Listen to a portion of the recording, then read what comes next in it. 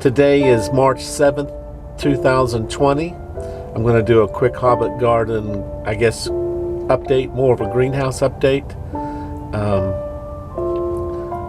Last night it got down to maybe the upper 30s, around 37 degrees Fahrenheit.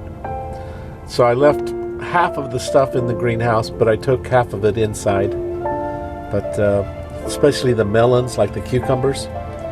And here, I want to show you a few things and we'll talk as we go. So on cold nights, I take everything inside. But if it's only down to like 40, I'll leave most everything outside. But, and maybe that's going to start happening now. We may not have too many more extra cold nights. Now, this spearmint right here has been inside my house all year. I just brought it out, but look how that root, you see how that is growing right through the bottom of my container? I mean, now all this is, I got this from my nephew, but this spearmint was just a couple of clippings and now it's about a year old and it just really takes off. But this is taking off from being inside. So once spring really hits, you know, that's going to really grow. But look at that. That's how come you have to put mints in containers. They'll take over, unless you don't mind them spreading out like crazy. They'll take over an area. Okay, now as you can see, the tomatoes are coming along pretty nice. I have a lot of tomatoes, some peppers. Now look how that's kind of drooping. Maybe I should have taken those peppers in last night. It got a little bit too cold for them. I guess below 40, even in the greenhouse. I mean, it survived, but it's drooping. Look at these cucumbers right here. I planted these on the 27th inside, of course, but I had transplanted this yesterday, and of course, you know, transplants droop no matter what, but I think this is due to the cold. But once it heats up in here, that should pop right back up. Now, if I would have realized these were out here, I'd have taken them in. Here, let me put them upside. Now look at this. I've added a couple of boards up high on my greenhouse. You see that one? And this one? And that way I have a little more capacity to bring plants out. In fact, look how this is all, I have trouble getting back in there. But look, I got some lettuce growing. Now this is the first year I've really got cauliflower going. A lot of this is cauliflower, and I think some of it may be Brussels sprouts, I hope. Anyway, now here's some mint, other mint that I grew. This I think is chocolate mint. So that's pretty nice. Oh, I don't have it labeled. But I'm pretty sure this is chocolate mint. And these are from clippings that I grew over the winter. And of course the kale is all ready to go. So in a month or so I'll have all this stuff planted out. It's still a little bit, I mean, potatoes. It's okay to plant potatoes and onions outside. And I can't really show you up here. But that level, you can see that. These are, and some things I'm just waiting. Here, like, you see these right here? Look. These are, man, I've got tons of cucumbers this year. It looks like all my seeds are good. But you can see they're popping up. And, yeah, these are different. This is 6-inch cucumbers that I kept the seed. And this is Space Masters, which I had bought the seed. So that's 2 containers. I cut it up. I've been cutting up. Look at these. This is my #1 pot this year. You can get, you know, 100 for, you know, $3. And then I put you just need 1 hole in the bottom of these little cups. But these are 5.5 ounce cups. And that's my cheapest pot. And I'll be able to give these away. And then this one here, you can see that I planted this 1126. But I potted it up, I think, yesterday. So that means it was in there for a couple of months. And the other nice pots, every yogurt container, look at that. You see, you just put a hole or two, or I put 5 in that one. But if you had a larger screwdriver, in fact, I've found that pretty much the largest screwdriver you have, you just heat it up on the open flame, and then you punch holes in the bottom. That's the best way. Much better than trying to do a drill. I've done both, but I prefer the screwdriver method and just punching holes. Now that's just, it's a yogurt container, but I'm using that as a reservoir right now. But some of them I have put holes in, and I'm trying to grow seeds. Now, these are yogurt containers my brother Tom gave me, but look, these actually, I'm loving these. They're about 6 ounces, but you see how wide they are? That means you can put a number of seeds in just a little bit of soil, and that way you don't have to have a lot of soil to get some things to pop up. And I've been having great success with these so far. Let me show you. Where is that? Well, anyway, I had some watermelon popping up. So you can see this is starting to come up, some of these. I'm having trouble getting my squash. Oh, no, I take that back. Well, finally, this was planted some time ago, but that's zucchini, and looks like only one so far. I was about to buy some more zucchini seed, and that's a cucumber. The yellow squash did not come up, so maybe the seed's too old. And I've been trying to get some corn to come up early. I had a little success, like, you see that? But the other ones hardly, well, maybe one's coming up. But I took a soda bottle, cut it, and that way when I want to take it out, I can just open up the whole thing. And that's a cheap way of having corn. You can see how long the roots are? That's nice. So that's a good success. And one that the roots must be a mess in here, but I also did corn. You can see I've got looks like 4 popping up out of here. I don't know, probably have 10 seeds in there. So it's not, it's not all of it coming up, but some of it. Now, the roots of these, actually I need to transplant these, don't I? Because the roots must be crazy in there. So I'll maybe put them up into a 12-ounce cup. Pots are so expensive. Unless people give them back to me, I find it's cheaper. Like I had a brother who was getting cups from McDonald's. He was always getting cups from McDonald's. So I got a lot of McDonald's cups, and they make great pots. And of course, yogurt containers. Now this, put a number of holes in the bottom. You can see that I use a screwdriver on this. And I'm trying to pop up, what's trying to come up in here? So I just planted this not so long ago. Peas. Oh, well, that may have trouble. Anyway, I've got some volunteer peas popping up. Okay, so that's but look, this year, I wasn't going to take a chance on marigolds. And I figured out how to plant the marigolds. And you plant the seed. You push it in vertical, and you have the rough edges up. And so I've got a lot of marigolds coming here. See this? I even have a marigold popping up. Let me show you. See that? Just started blooming yesterday. That's my first marigold flower. And you can see the other blooms. And these are in little... I actually started this in a different container and transplanted them in here. And these are getting to the place I need to transplant them again into a larger container or plant them out. But I don't want to kill them. And the marigolds were out in the greenhouse all night. So, but here, let me show you. This is all marigold seeds from a flower. You just keep them. But you see the black pointy end? Can you see that? You just push down in the soil like that. And can you see how that little rough top is kind of pointing out? It can even be out of the ground a bit.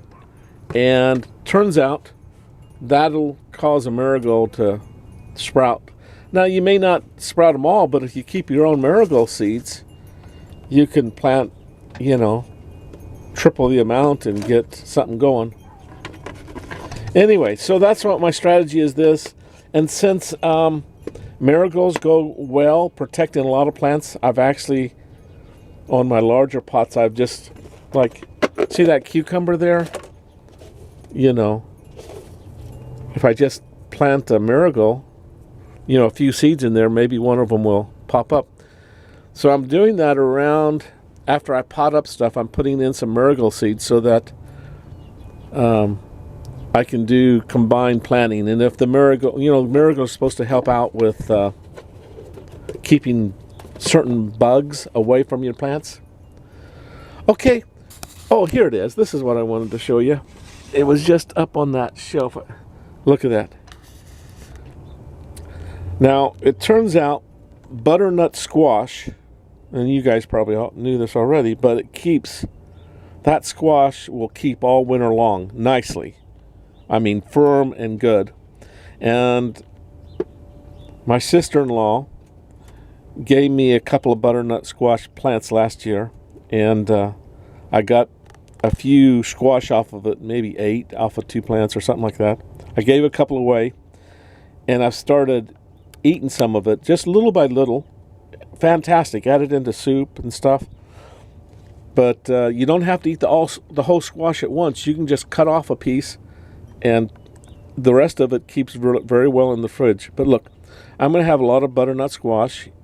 And the seed that I kept from the squash themselves have been popping up. And these are in these little yogurt containers. You see that? And what I'll do is once some true leaves come on, when those plants, I don't want them too big, but I will pot those butternut squash up and into those, 5-ounce cups, little cups, or maybe even a larger container because it's squash. Okay, that's some of what's happening.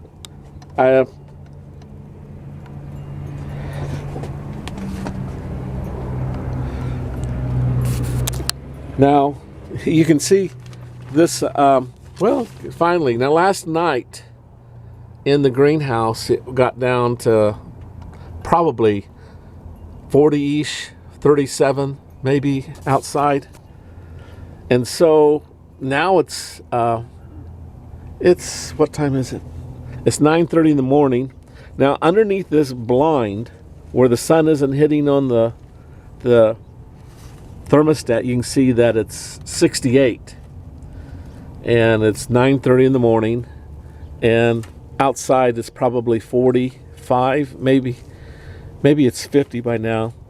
I think it's actually supposed to get up to 65 outside today. So that means this upper window will be opened a little bit around probably 10 o'clock. So I keep an eye on the temperatures. And I usually try and keep the temperature in the greenhouse actually around 95, 100, because I'm trying to heat up the dirt. The dirt right now is pretty cold from the evening, and it takes a while for it to heat up. And so I want the temperature in the greenhouse fairly warm if it's really cool outside. In the effort of trying to get my dirt to heat up so that when the night comes, it isn't as damaged as much. Okay, we'll see how much of this stays in. Oh, look at this. I finally got a few of the nasturtium to come up. Now, it seemed to me to get the nasturtium to come, it's best to add wood chips into your dirt so that the dirt drains well. And I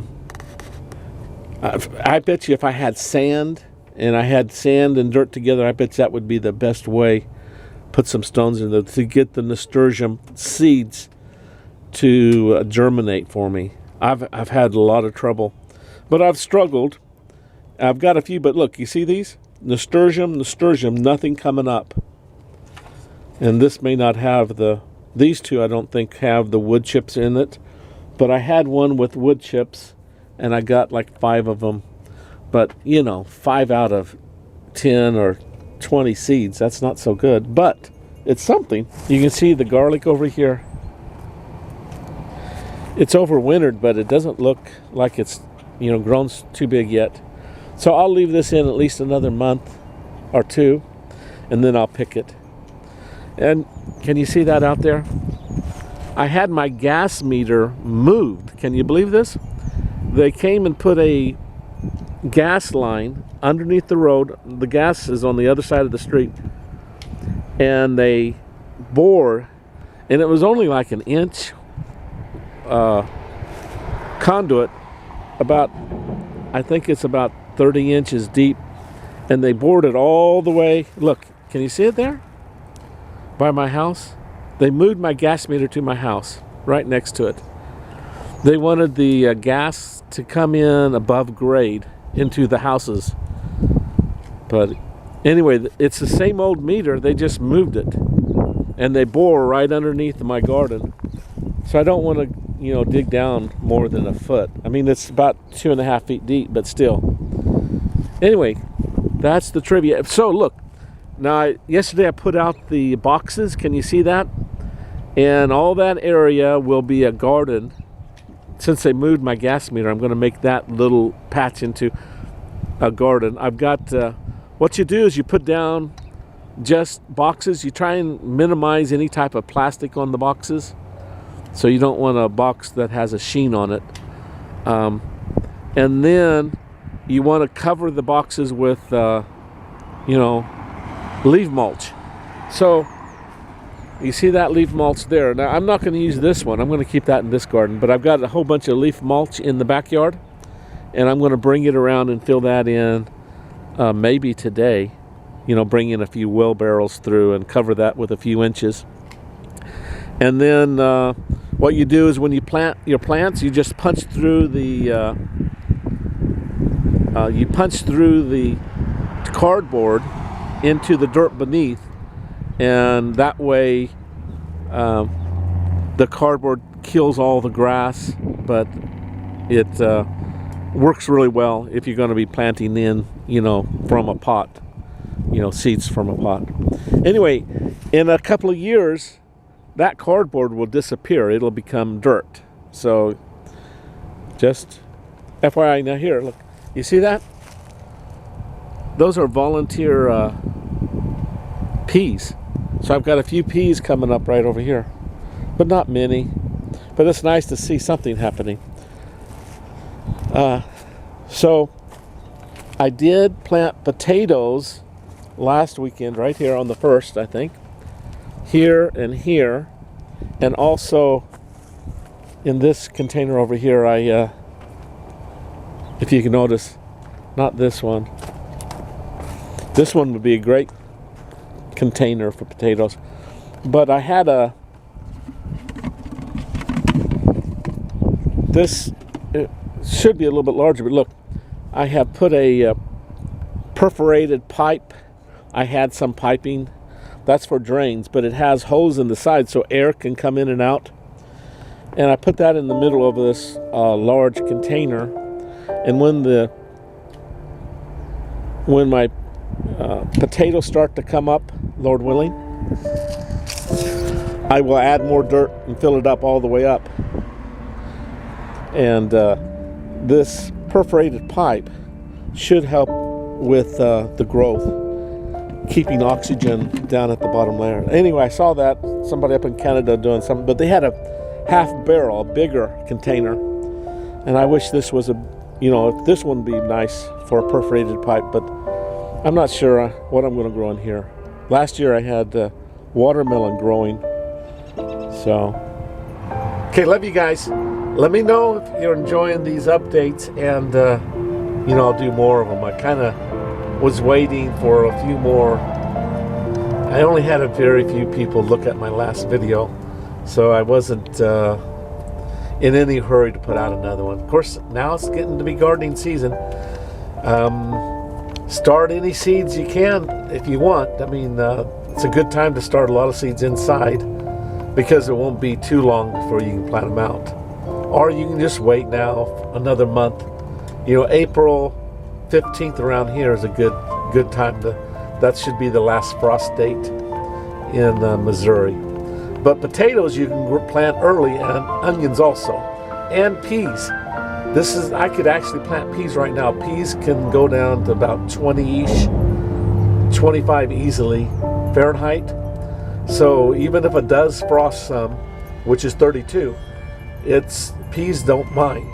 Peas, and actually any of your like cabbages can take a good frost and not be hurt. P.S. I had a nephew who was wanting cilantro. Anyway, it's great for making salsa and stuff. It's really fantastic for cooking with. And so I got some cilantro seed over the winter, and I actually need to plant more of it. But hey, I got cilantro this year. I've never grown it before. P.S.S. A little note on mint. It turns out if you have a soup or a broth that you're cooking, if you add some mint leaves into that, it really picks it up. It gives it kind of, if you've ever had Vietnamese food, I think that's one of the things that make it so nice, is that they add like mint into their spring rolls and stuff. And if you add mint into rice and into any type of stew, it really picks it up. I mean, you don't want to overdo it, but a couple of leaves or, a few nice leaves. Anyway, try it. Let me know. In fact, I even put a couple of leaves of mint into, a broth cube, like a beef cube, and made because my throat felt a little bit scratchy, put mint and the beef cube together in a cup, hot water, and drank that. That was so nice. So that's something that I'm learning something new every year. I mean, I've known about mint tea, but I didn't know mint was fantastic for cooking with and about everything. Anything you're cooking, you add some mint and it really puts another layer of taste to it and awesomeness, for me anyway. Now, you don't want to overdo it, but I'm saying a little bit of mint goes a long way.